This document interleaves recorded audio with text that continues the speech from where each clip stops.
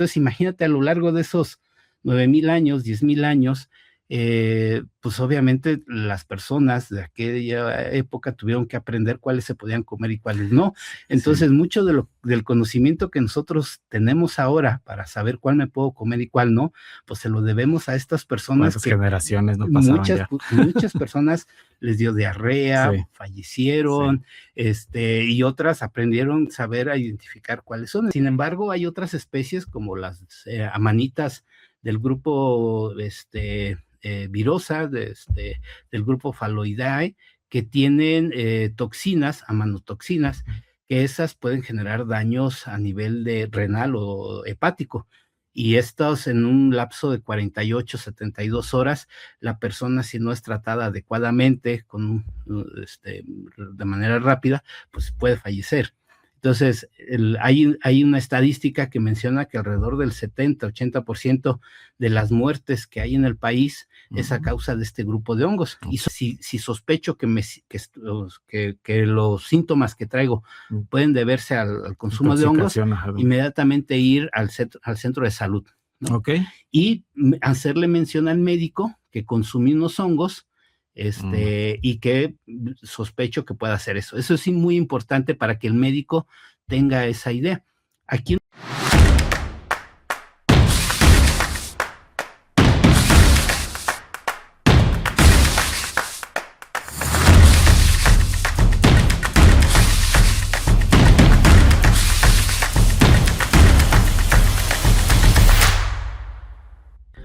Hola amigos de Saber Más Radio y Saber Más Media, bienvenidos a esta nueva emisión. Y hoy vamos a hablar, tenemos un tema súper interesante y aparte muy a modo a la época en la que estamos ahorita cruzando, que es la época de lluvias.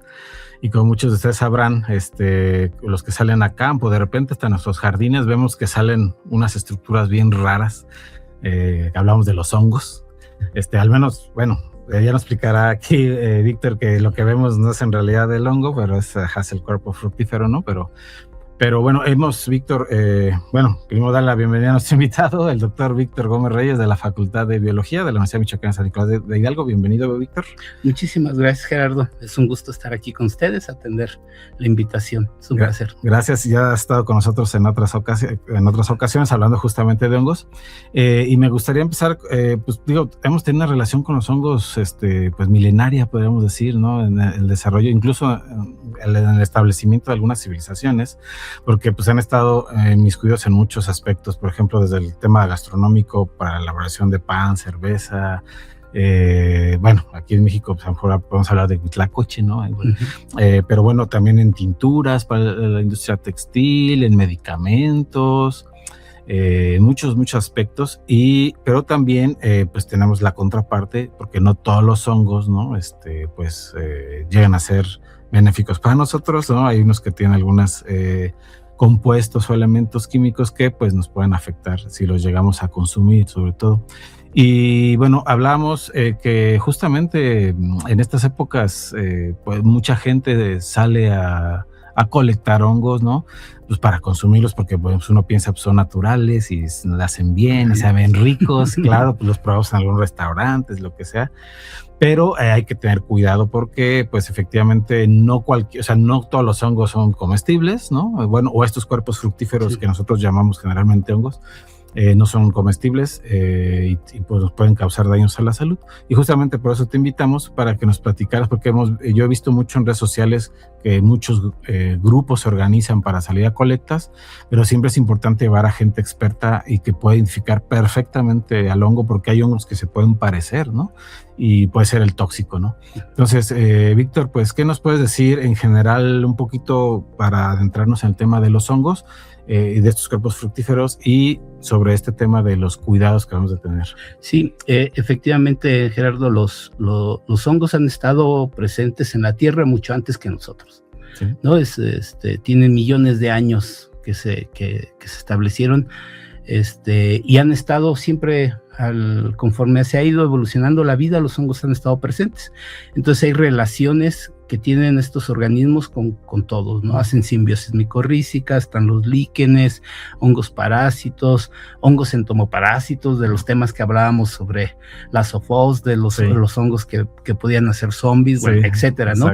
Fíjate que el registro de tallado o pinturas rupestres más antiguo data aproximadamente de 9,000 años, de donde ya se ven estructuras, efectivamente los cuerpos fructíferos o esporomas o hongos simplemente, donde se ve esta relación que hay con los humanos. Entonces imagínate a lo largo de esos 9,000 años, 10,000 años, pues obviamente las personas de aquella época tuvieron que aprender cuáles se podían comer y cuáles no. Entonces mucho del conocimiento que nosotros tenemos ahora para saber cuál me puedo comer y cuál no, pues se lo debemos a estas personas. ¿Cuántas generaciones no pasaron muchas personas les dio diarrea, fallecieron, y otras aprendieron a identificar cuáles son. Entonces tenemos todo un acervo de conocimiento que es milenario, como lo dices, ¿no? Entonces ahí están todas esas relaciones, y efectivamente, como te decía hace rato, los hongos en los últimos años podemos decir que se están poniendo de moda. Las personas voltean a ver estas, porque en realidad son estructuras muy bonitas, de repente sí un poco raras, así para encontrarles forma, pero son llamativas, de diversos colores, distintas formas de crecimiento, y como no están todo el año, pues en esta época verlas crecer, verlas que se desarrollan en los bosques, además de que es muy agradable caminar en bosque en esta época, pues nos llama la atención, y siempre han estado en la cultura en la cultura humana, siempre han estado como cosas enigmáticas, llenas de mitos, llenas de muchas historias alrededor de ellas. Y bueno, eso hace que también tengamos esa curiosidad por ellas. Y sí, efectivamente, cada vez más hay grupos que se organizan, venden incluso, ¿no? Esta actividad forma parte también ya de una actividad económica, ecoturísticas, efectivamente, donde pues te permite poder salir al bosque a caminar, y bueno, esperando que todo esté bien, que vaya un experto, vaya alguien que tenga conocimiento, ya sea local o alguien que haya estudiado, y que te diga cuáles especies se pueden consumir o no, y pues dentro de esto pues incluso ahí te los ofrecen. Sin embargo, pues esto también lleva a que luego hay gente entusiasta que quiere ir por su cuenta y pueda ir a recolectar, y puede haber equivocaciones, porque hay muchas especies que, como ya mencionaste, son muy similares, y algunas de estas nos pueden causar algún daño. Sí, o sea, en el menor de los casos, pues como tú dices, una diarrea, dolor de estómago, pero en el peor de los casos, pues ya puede ser un tema ya de vida o muerte. De vida o muerte. Porque el otro día estaba viendo por ahí una infografía donde mencionaba como las sustancias, los compuestos químicos que tienen algunas de las especies más tóxicas, digamos, y hay unos que con miligramos, o sea, menos, o sea, con miligramos tienes para causarte ya un gran problema, sobre todo el grupo de las amanitas, perdón. Sí, efectivamente, hay especies que efectivamente, de la gran diversidad de hongos que hay, pueden generar distintos daños. Quizá el hongo que más casos de micetismos, que el término micetismo justamente hace referencia a las intoxicaciones. Entonces el hongo que quizá más recurrente ocurre en casos de intoxicación es un hongo que se llama Chlorophyllum molybdites. Tiene un nombre común ahí, falso parasol, le dicen, haciendo referencia a otro hongo que se le dicen parasol. Es un nombre europeo, que es una macrolepiota para nosotros, que son muy similares, pero que crece mucho en los jardines. Aquí en la ciudad de Morelia, por ejemplo, en el Boulevard García de León, ahí crece muchísimo. Aquí en CEU, en Ciudad Universitaria, es muy común encontrar en los jardines, y se identifica porque sus láminas, en la parte de abajo, si todos ubican los champiñones, pues verán que los champiñones son como rositas cuando están jóvenes, y después se ponen de color café, muy oscuro. Este Chlorophyllum las tiene de color verde. Entonces es una especie que genera mucha diarrea, vómitos, pero el estadio de estos síntomas a lo mejor pues 5 días, ¿no? O sea, visualmente se pueden confundir con un champiñón. Con un champiñón grande. Y la gente dice, mira, se parece a los que veo en la tienda, ¿no? Y agarro y me lo como. Sí, es como del tamaño de un portobelo. Pero en blanco con escamas cafés en la parte de arriba. Mira. Pero por debajo en las láminas se identifica muy fácil por ese color verde. Verde, pues para que tengan y es el que genera mayor casos de micetismos anualmente. ¿no? Y ese, digamos que es el que menos tranquilito, ¿no? O sea, pues sí te va mal un rato, no es hacer menos, porque pues, si la pasa mal uno, buenos días. Sin embargo, hay otras especies como las amanitas del grupo Virosa, del grupo Phalloideae, que tienen toxinas, amanotoxinas, que esas pueden generar daños a nivel de renal o hepático. Y estos en un lapso de 48, 72 horas, la persona, si no es tratada adecuadamente, de manera rápida, pues puede fallecer. Entonces, hay una estadística que menciona que alrededor del 70-80% de las muertes que hay en el país es a causa de este grupo de hongos. Y son muy bonitos, son de color blanco, completamente, entonces también se pueden llegar a confundir con champiñones. Y esa es la otra, ahorita que decías del color, porque siempre nos enseñan que en la naturaleza los colores muy llamativos, rojos, así es como que te están avisando que algo está mal. Si lo ves blanquito, pues dices, bueno, parece, o sea, según lo que yo he visto, pues no debe tener ningún problema porque no me está avisando, vamos a decirlo así, de las toxinas, pero entonces, pues claro, es cuando la gente se confía y bueno, se lo lleva o tal. Y puede pasar, Víctor, que a lo mejor no consumamos el hongo, pero el hecho, o sea, con tocarlo y quizá llevarnos la mano después a tallarnos un ojo, o sea, puede pasar ahí o no tiene que caer en el estómago, digamos. Sería muy, muy complicado, sería muy difícil que eso pudiera ocurrir. O sea, yo puedo tocar un hongo y a lo mejor, pues si no traigo yo nada de ese hongo, o sea, simplemente lo toqué, pues enseguida puedo comerme un sándwich. Ay, no. En teoría no debería pasar. Sin embargo, pues obviamente una buena recomendación sería esa, ¿no? Te lavas las manos, te pones, te desinfectas, incluso con alcohol, como una buena práctica a la hora de que uno va a recolectar y que no sabe, pues mejor prevenirlo.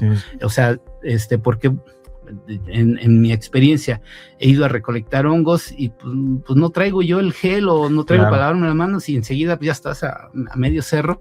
Pues te sientas a comerte tu torta, tu sándwich, y pues no me ha pasado nada. Pero sí hay personas que a lo mejor pueden ser más sensibles con menor cantidad. O que sean alérgicas. Sí, porque no todos los cuerpos respondemos de la misma manera, que eso también en hongos puede ser otra variable. Un factor, porque bueno, o sea, la gente decirle que la actividad del micoturismo, que en esta época es muy común, digo, es una actividad muy, muy bonita, a mí me gusta, o sea, vas con un experto y puedes aprender mucho sobre los hongos en general, porque no es nada más ir a buscar y consumirlos, sino te van pues enseñando un poquito ahí de los grupos fructíferos, como la anatomía del hongo, etcétera. La función que puede tener en los bosques, etcétera. Exacto, eso es muy importante, la función, porque cada hongo como que los especializan en varias cosas, ¿no? Entonces, bueno, no está malo eso, pero el chiste es que sí vaya con alguien experto en el tema, porque pues ya yo recuerdo el año pasado y me comentabas que este año también llevan algunos casos de familias que o grupos de personas que salieron, colectaron, mezclaron por ahí un hongo que no era, que se parecía a uno comestible y pues se terminaron intoxicando, ¿no?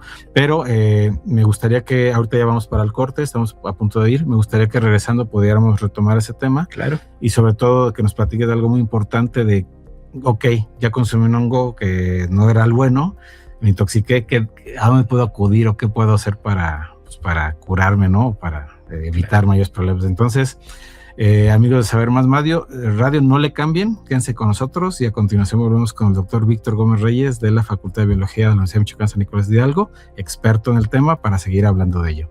Quédense y no se despeguen.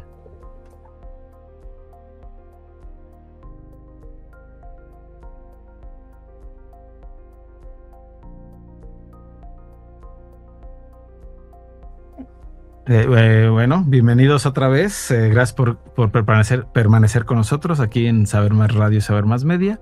Y bueno, continuamos con el doctor Víctor Gómez Reyes de la Facultad de Biología de la Universidad de Michoacán San Nicolás de Hidalgo. Y nos quedamos con esta pregunta, ¿no? De que yo mencionaba que recuerdo el año pasado y en este año tú mencionabas, Víctor, que pues sí, aquí en Michoacán ya había ya casos de intoxicación o se notificaron algunos casos de intoxicación. Y bueno, y decíamos que hay que tener cuidado, que digo, está padre ir al bosque y ver los hongos, fotografiarlos con nuestro celular o con nuestras cámaras, porque son preciosos. La verdad, yo siempre he pensado que hasta parecen de otro planeta por las capacidades que tienen, aparte, ¿no?, biológicas, que será para otro tema. Pero, ok, ¿qué pasa, Víctor, cuando ya, pues yo fui al bosque, colecté con un experto, pero a lo mejor yo me vi muy entusiasta, como dices, y vi un hongo por ahí sin presencia del experto y dije, se parece a este que ya me dijo el experto y me lo va a llevar, y pues me lo termino comiendo y empiezo a sentir pues algún problema, ¿no?, de sea de estómago, diarrea o algo peor. Pues, ¿cuál sería el siguiente paso? ¿A dónde puedo acudir para que puedan tratar? Porque como decías, los hongos son tienen sustancias muy variadas y nos puede afectar de distinta forma. Entonces, aquí en Morelia o en Michoacán, ¿hay algún sitio donde podamos acudir en caso de que yo sospeche que me enfermé con alguno de estos hongos? Sí, consumir. Mira, antes de mencionarte qué es lo que se puede hacer, creo que sí es muy importante. En primero, porque no me gustaría que los hongos con esta charla vayan a quedar marcados, así como que sí, satanizados. Sí. No. Sí hay que tener mucho cuidado, hay que tenerles respeto, pero sí creo que es importante. Una es, por ejemplo, yo quiero consumir hongos, ¿qué opciones tengo? Los mercados locales normalmente bajan las personas que tradicionalmente les llamamos hongueros, que es gente que tiene conocimiento tradicional muy importante y que bajan de las zonas rurales, que recolectan y que tienen muchos años haciendo esa tarea, y es una actividad económica para ellos. Entonces, ir a los mercados locales, a los tianguis aquí en Morelia o en el estado, suele ser muy seguro. Sí, ahí en la Independencia, yo creo que en esta época bajan unas señoras. Sí, en el Zamora, en el de Santo Niño, o sea, hay muchos lugares donde se acerca a las personas a vender hongos. Si aún así yo tengo un poco de duda, pues ahí con los mismos locatarios, decirles, oye, ¿quién es el honguero que año con año viene? Ándale, y ahí ya es un tip, ¿no? Entonces yo puedo ir a comprar los hongos ahí. Sí, porque los hongos son muy nutritivos. Sí, además. Consumirlos, ¿no? Es muy buena fuente de proteína. Vitaminas, sí, claro. Entonces, esa es una primera opción. Una segunda, como ya mencionábamos, pues acudir con estos grupos que se organizan, siempre y cuando haya un experto, ya sea un experto de conocimiento tradicional local, o alguien que haya estudiado. Obviamente, como esto se hace una actividad económica y cada vez hay más grupos, pues también puede haber gente ahí que no sea de toda, ¿no? que se haga llamar experta y que no lo sea. Exacto. Yo, por ejemplo, así a ojos cerrados te podría recomendar un lugar, que es el Tocuz, ¿no? O sea, que lo conoces tú, con la maestra Marlene, psicóloga, ella me formó. O sea, yo ahí al público con ojos cerrados les digo, ¿quieren ir a tener una experiencia? Váyanse al Tocuz, ¿no? Ahí lo pueden, en redes sociales lo pueden encontrar, ¿no? En redes sociales lo pueden encontrar y están ofreciendo los recorridos micoturísticos, ¿no? Entonces, de ahí en fuera yo no meto las manos con nadie más. Sí, está bien. Entonces, digamos que hay alternativas para las personas de hacerlo de manera segura. Sí, exacto. Ahora, como ya mencionaste el ejemplo, ¿qué pasa? Porque eso, además, el ejemplo que mencionas ocurrió el año pasado en una comunidad cerca de Cuanajo, donde pues iba toda una familia de ahí, originaria, conocimiento tradicional, que sí sabían, conocen muy bien, tienen años consumiendo hongos, pero pues iba alguien que no necesariamente era el experto. Entonces salieron a recolectar, todos los juntaron, se mezclaron. Esta persona que no era tan experta o que ya no tenía tiempo viviendo ahí con ellos, mezcló unos hongos ahí tóxicos, se revolvieron, parecidos, los vio muy similares, los mezclaron. A la hora de cocinar, que eso es algo muy importante en las comunidades tradicionales, normalmente la jefa de familia, la señora, la mamá o la abuela, hacen una segunda revisión en la cocina. Entonces dicen, entonces empiezan a ver, ya llegaron de campo, empiezo a revisar y el que tenga duda se va a la basura, ¿no? Lo desecho. Pero esa vez no estaba la señora, entonces lo hizo una nuera y pues mezcló todo. dijo, pues venga, todos vienen. Pero fíjate que, perdón, ¿sí? Un paréntesis, sí. La importancia de estos roles que manejan luego ahí las comunidades la pérdida de nuestros roles, pues desemboca en en estos casos. Y entonces ahí mezclaron todo, comieron, pues como pues era una familia grande, pues de 1 o 2 taquitos, incluso la abuela que llegó al final, pues limpió la cazuela con una tortilla y también se intoxicó, aunque fue la que menos síntomas tuvo. Entonces, bueno, eso ocurre. ¿Qué tengo que hacer? Obviamente, los remedios, yo no recomendaría remedios caseros, que en las comunidades tradicionales suele ser común, que primero pues, un café con no sé qué, aceite de oliva, leche, cosas por el estilo. Yo no recomendaría nada de, si sospecho que los síntomas que traigo pueden deberse al consumo de hongos, inmediatamente ir al centro de salud, ¿no? Y hacerle mención al médico que consumí unos hongos, y que sospecho que pueda hacer eso. Eso es muy importante para que el médico tenga esa idea. Aquí en Morelia hay un centro toxicológico donde colaboramos a la hora de identificar los hongos que causan intoxicación. ¿Por qué? Porque cada especie de hongos que son tóxicos generan diferentes síntomas. Entonces el médico tiene que saber qué hongo es el que está causando esa intoxicación para que él pueda tener un diagnóstico preciso y un tratamiento adecuado. Exacto. Entonces esa relación entre médicos y biólogos en el caso de las intoxicaciones por hongos es fundamental. Entonces normalmente eso es algo afortunado en este proceso, que generalmente tenemos fotografías, vamos a campo y tomamos fotos. Entonces decirle al médico, estos son los hongos, el nombre común, queríamos colectar tales o consumimos tales hongos, son así, son de tal bosque, crecen con árboles de tal lugar, porque eso nos da a nosotros herramienta para poder tener una idea de qué hongo ocurre. Obviamente, con excepción de un caso, pero nadie busca intoxicarse de manera voluntaria, ¿no? Digo con un caso porque pues hay otros hongos que generan una intoxicación, pero eso es de otro tipo. Entonces no buscan intoxicarse. Entonces generalmente es por confusión. Yo creo que la mayoría de los casos de micetismos ocurre porque confundieron un hongo con otro. Y entonces si a mí me dicen, pues es que este hongo que queríamos consumir son guachitas y crecen en un bosque de pino encino, aquí en Michoacán, inmediatamente pienso que lo que estaban buscando eran hongos del género Liophyllum, que crecen en esta época, y que por ahí en esa zona pues también crecen hongos tóxicos que son similares, parecidos y de tal género. Y entonces ya tengo una idea de qué puede estar ocurriendo. Por eso la academia, en hacer trabajos de investigación sobre conocimiento tradicional, inventarios taxonómicos, sigue siendo muy importante, porque desconocemos muchas de las especies que hay en nuestros bosques. No se han hecho inventarios en todo el estado, tenemos parciales conocimientos, pero por eso es importante que sigamos haciendo esta labor. Sí, porque mencionaba la importancia del vínculo entre la academia, en este caso biólogos, con la parte del sector salud, ¿no? Los médicos, porque obviamente un médico pues no tiene por qué saberlo tampoco, pues el tema de las especies de hongos y ¿no? sus características. Entonces ahí es donde ocurre y de ahí surge, al menos aquí en Morelia, y creo que es a nivel nacional, no sé, tú me dirás, esta red que le llaman Red Tox, ¿no? Con temas toxicológicos, ¿no? Yo recuerdo que abarcaban desde serpientes, ¿no? Pues estos accidentes ofídicos que pueden ocurrir, o con alacranes, arañas. Y pueden acudir a este sitio que entiendo que aquí en Morelia está en el Hospital Ángeles, ¿no? Sí, con el doctor Gustavo en el Hospital Ángeles, ahí está el Centro Toxicológico de Morelia.